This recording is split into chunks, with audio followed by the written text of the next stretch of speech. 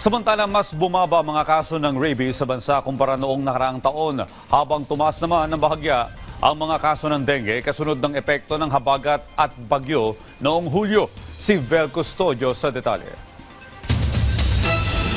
Mula buwan ng Enero hanggang Agosto, nakapagtala ang Department of Health ng 211 na kaso ng rabies sa buong bansa. Mababa ito ng 21% kumpara sa 266 na itala sa parehong panahon noong 2024.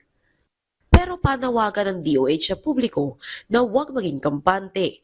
Panawagan ng kagawaran na tiyaking bakunado ang mga alagang hayop at maging responsableng pet owner.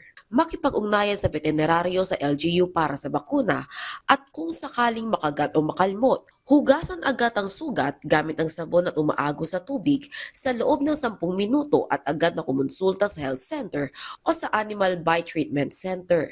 Bahagya namang tumaas ang kaso ng dengue noong 13 hanggang 26 Hulyo na umabot sa 15,091.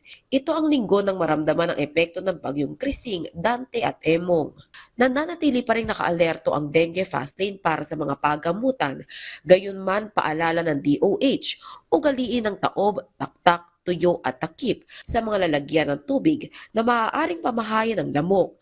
At kung sakaling makaranas ng lagnat at 2 araw na nakararamdam ng pamamantal, pananakit ng katawan, kalamnan, mata, pagkahilo o pagsusuka, agad na kumonsulta sa doktor. Vel Custodio para sa Pambansang TV sa Bagong Pilipinas.